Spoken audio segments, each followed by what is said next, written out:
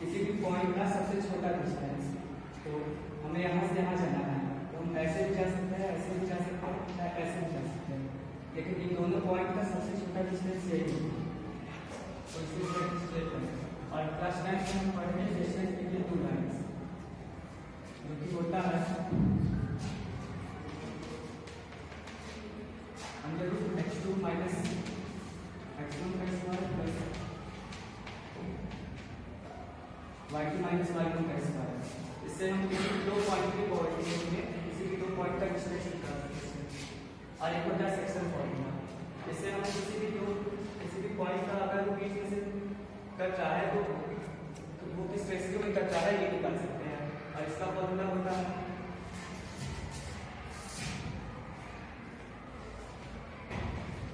n1x2 + m2x1 n1 + n2। और y का value होता है बस x की जगह y रखना। और फिर होता है पॉइंट फॉर्मूला।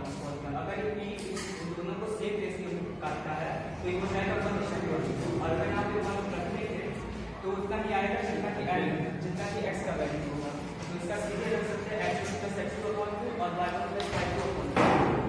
और एक होता है एरिया ऑफ ट्रायंगल का एरिया निकालना। तो उसका फॉर्मूला होता है x1 mod x1 और ब्रैकेट में y2 - y3 + x2 y3 - y1 + x3 y1 - y2। इसमें मॉड इसलिए होता है क्योंकि इसमें ट्रायंगल का एरिया निकालना है और ट्रायंगल का एरिया नेगेटिव में नहीं होता है। और अगर इसी ट्रायंगल का एरिया 0 हो जाए तो ये तीनों पॉइंट एक ही लाइन में लाई करके कभी कोलिनियर हो जाएगा। तो अब हम क्लास 11 में पढ़ेंगे slope of a line. Slope होता है जब लाइन के साथ ढलान बनाता है। हम यहाँ पे इसको tan लेते हैं। tan इसलिए क्योंकि tan का वैल्यू होता है परपेंडिकुलर अपॉन बेस और tan थीटा यहाँ पे रिप्रेजेंट करते हैं m से। तो m का वैल्यू निकालने से y2 - y1 upon x2 - x2 है। और जो थीटा होता है वो 0 से छोटा और बराबर और 0 से बड़ा और बराबर और 180 से छोटा और बराबर होता है। और ये थीटा का वैल्यू 0 होगा तो ये tan 0 होगा, नहीं हो सकता क्योंकि अगर ये tan 90 हो जाएगा तो नॉट डिफाइन हो जाएगा। और अब पढ़ेंगे कि अगर लाइन L1 और L2 पैरेलल जब होता है, और L1 और L2 पैरेलल होगा तो इन दोनों का स्लोप भी इक्वल होगा और अगर स्लोप इक्वल होगा तो L1 = L2 हो जाएगा। और यही अगर दोनों परपेंडिकुलर होगा तो M1 × M2 = -1 हो जाएगा।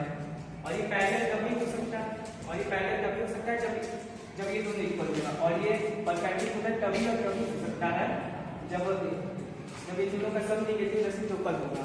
एंगल बिटवीन टू लाइंस, किसी भी दो लाइन के बीच में अगर एंगल निकालना होगा तो उसका मॉड में m2 - m1 upon 1 + m1 × m2 होता है। होता है वेरियस फॉर्म्स ऑफ लाइन। एक होता है हॉरिजॉन्टल, एक होता है वर्टिकल। तो हॉरिजॉन्टल में जो होता है ये x एक्सिस है, फिर y एक्सिस है। तो इसमें ऊपर की लाइन खींचाएगा और नीचे भी। और हॉरिजॉन्टल में अगर ऊपर खींचाता है तो ये एक ही लाइन खींचाएगा, इसका y सेम रहेगा।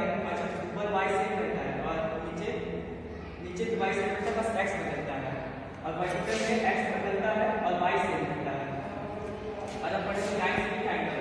पहला होता है point slope form. Point slope form में जब अगर कोई स्लोप बना है और इसमें 2 पॉइंट दिया है और उसका कोऑर्डिनेट दिया है तो उसका होगा m = y2 - y1 और x2 - x1 जो था tan थीटा का फॉर्मूला उसी से निकलता है पॉइंट स्लोप फॉर्मूला। इसको इक्वल कर देंगे और क्रॉस मल्टीप्लाई किया जाता है। और ये होता है पॉइंट फॉर्म। अगर कोई पॉइंट यहाँ रीच करने का है तो उसका भी ये फॉर्मूला। और अब होता है इंटरसेप्ट। जैसे कि ये x है और ये y, ये 1 2 1 2। और अगर यहाँ पे दिया है तो इसका x इंटरसेप्ट होगा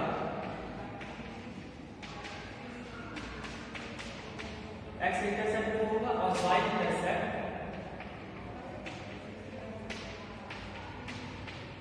b2 होगा क्योंकि यहाँ पे दिया गया है। और अब पढ़ेंगे slope intercept form. Slope intercept में